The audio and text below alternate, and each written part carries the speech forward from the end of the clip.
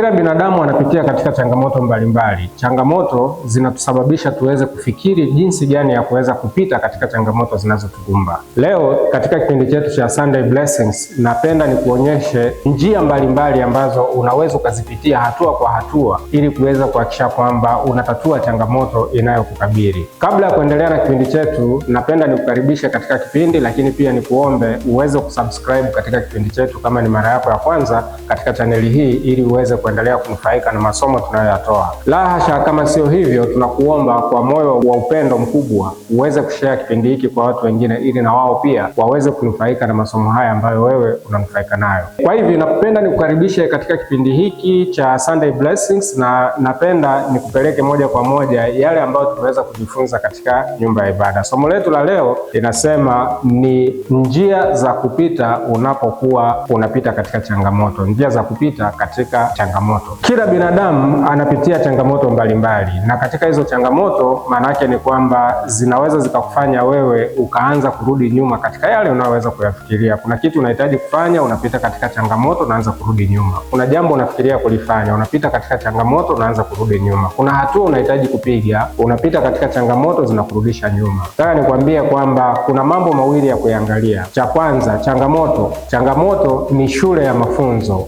Unapopita katika changamoto unajifunza. Akili yako ikipita katika changamoto inatoka katika mazoea ya kawaida, inaanza kutafuta mbinu na suluhu katika yale ambayo yanakukumba wewe. Na katika hii niseme, unatoka katika jambo wanaita kwa Kiingereza comfort zone, kwamba umekaa katika starehe, katika mahali ambapo huna wasiwasi, huna mashaka. Lakini unapoanza kupita katika changamoto, akili yako inaanza kustruggle, inaanza kupita kuangalia ni mbinu gani zitumike ili niweze kupita katika changamoto niliyokuwepo. Takupa mfano. Mtu anapokuwa anaumwa, tafadhali angalia ni kwamba unaanza kufikiria, tamuona wapi daktari, nitaenda hospitali gani, tamuona nani aweze kunisaidia. Katika hayo maana yake ni kwamba akili yako inaona uko hatarini, kwa hiyo inaanza kufikiri jinsi ya kuweza kukwamua kutoka katika hiyo hatari. Jambo la kwanza. Jambo la pili, changamoto inaweza ikabadilika kuwa ni dira ama fursa ya wewe kwenda katika njia unayotaka kwenda. Ndani ya changamoto unaweza kukapatikana mbinu ya kupita ili wewe uweze kufika unapokwenda. Kumbuka kwamba kama changamoto zisingekuwepo, maana yake ni kwamba hakuna kitu ambacho kingekuwa kinaweza kufanyika. Watu wanabuni na kufikiri vitu kwa sababu wameweza kupitia katika struggle fulani ya kufanya jambo fulani, ndo hapo wakaanza kuja na jinsi ya kuweza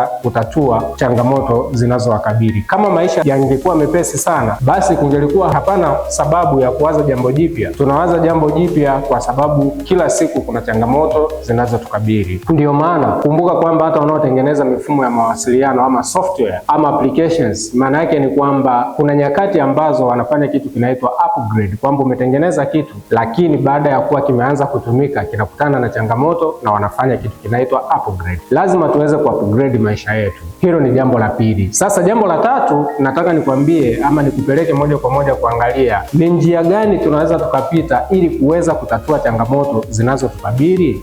Hilo ni jambo muhimu sana. Jambo la kwanza ni kwamba kwanza unapaswa kukubali changamoto inapokuwa inajitokeza. Lazima ukubali kwamba hii ni changamoto imenikuta na ni changamoto yangu. Hebu naomba niangalie sasa ni kitu gani cha kuweza kuifanya. Unapoanza akili yako kukataa changamoto, tayari unaanza kuingia katika shida kubwa, kwa sababu unaizuia akili yako ishindwe kutafuta suluhu ya kile ambacho kinakukabili. Unapoipata changamoto, hata kama inaumiza kiasi gani, kwa sababu kwa wakati huo maumivu ni ya kwako, lazima ukubali kwamba hii ni changamoto na sasa nianze kufikiri ni namna gani ya kuweza kuitatua. Hilo ni jambo la kwanza. Kitu cha pili cha kufanya ni kwamba ni lazima ile changamoto uanze kuipasua ama kuikata vipande vipande ili uweze kukabiliana nayo.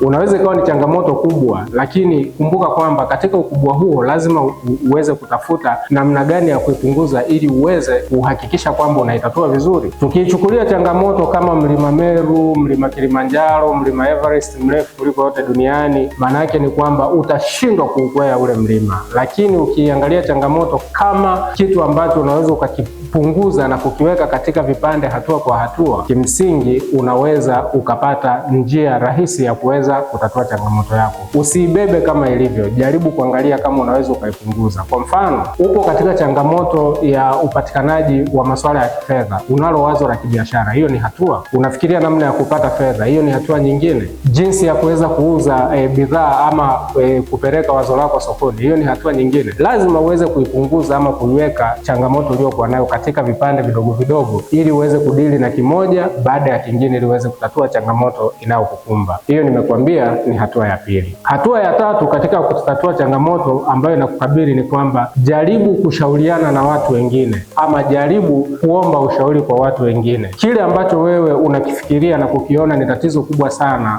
watu wengine walishapita katika njia moja kama hiyo. Ama lile ambalo unaliona kwamba wewe ni tatizo kubwa sana, kuna wenzako ambao tayari walishapata suluhu katika jambo hilo. Nitakupa mfano. Wewe unapokuwa unaumwa ama mtu anapokuwa anaumwa, anaanza kumtafuta daktari, lakini anaweza akaomba ushauri kwa mtu mwingine. Ama unapomuomba ushauri mtu anaweza kukwambia, ndio najua katika hospitali fulani kuna daktari mzuri, au katika mahali fulani kuna mtu mzuri ambaye anaweza akashughulikia swala lako vizuri, au nakuomba nenda ukaonane na fulani. Tatizo lile ulilokuwa nalo limeanza kupunguzwa kwa baada ya wewe kuomba ushauri ama kueleza tatizo linalokukabili. Hapo lazima unakuwa makini, hasa kuangalia mtu ambaye unaweza ukashirikishana naye, ambaye anaweza akawa sahihi katika kukusaidia.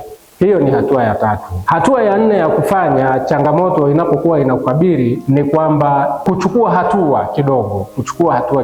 Unapokuwa na changamoto, ndio ni tatizo, ni changamoto ambayo sasa inakukabili, lakini hata kama ukipewa ushauri, umeshaikubali changamoto yenyewe, umeshaivunja bila kuchukua hatua, bado utakuwa hujasogea. Lazima ukubali kwamba hii ndio changamoto niliyokuwa nayo, sasa naanza kuchukua hatua. Nitakupa mfano. Kijana ambaye yuko katika mahusiano, anahitaji kuoa, bahati mbaya ule uchumba wao ukavurugika, ukavunjika, atakubali maumivu ya kuachwa, lakini lazima achukue hatua zitakazoweza kumsaidia kuweza kutengeneza ama kurudisha moyo wake katika uponyaji. Kama asipochukua hatua, atabaki anaumia na vidonda, na mwisho wa siku moyoni, na mwisho wa siku anaweza akapata depression katika mwili wake ama katika akili yake, na mwisho wa siku akaweza kabisa ule msongo wa mawazo ukaathiri utendaji wake, ukaathiri afya yake, ukaathiri kila kitu. Kwa hiyo hatua ni muhimu sana unapokuwa umekumbana na changamoto. Jambo la tano na la mwisho ambalo nitalizungumzia na ambalo kasisi aliweza kuweka msisitizo sana ni kutafuta faraja ya kweli ama kutafuta ukweli katika yale yanayokusibu. Kutafuta faraja ya kweli katika hili, alijaribu kuonyesha kwamba Mungu daima anatupatia faraja ya kweli. Kwa kweli mwanadamu anaweza akakuhadaa, lakini Mungu hawezi kuhadaa. Na katika hapo akatumia neno moja kwamba Yesu alisema atatuachia ama atawaachia Roho Mtakatifu ambaye ndiye kweli yote, lakini ndiye atakayewapeleka katika uzima wa milele. Sasa hiyo ndiyo tunachosema kwamba yule Roho wa kweli ni Roho mfariji, Roho ambaye atakupatia wewe comfort ama ataweza kukupatia wewe faraja pale ambapo unakuwa unapita katika changamoto. Na hiyo ni kwa sababu wanadamu kuna mwisho wa kile ambacho tunaweza kutoa. Sehemu zingine hatuwezi kabisa, lakini Mungu hana mipaka, Mungu hana mwisho, na Mungu anaweza akakusaidia wewe pale ambapo unaweza ukawa struggle kabisa katika maisha yako. Na hapo nataka nifike mwisho wa kipindi chetu kwa kushukuru kuweza kufuatilia, na napenda niseme jambo moja kwamba wewe unapokuwa uko katika changamoto yoyote, kumbuka kwamba ndani ya changamoto inayokukabili panaweza pakawa pana mbegu ambayo inaweza ikawa ni mbegu ya faida sawa na changamoto inayokukabili, ama mbegu ambayo ina faida kubwa zaidi ya changamoto inayokukabili. Nakushukuru sana kwa kuweza kufuatilia, na nakuomba tena kwa mara nyingine uweze kusubscribe katika chaneli yetu kama ni mara yako ya kwanza, lakini kama sio hivyo basi tunakuomba sana kwa moyo wa unyenyekevu uweze kushare na watu wengine link hii, ili na wao pia waweze kupata elimu hii ambayo wewe unaipata. Tunasema kwamba kila kitu kinaanza na wewe. In that case it begins with you. Do your best and God shall do the rest. Asante na karibu sana.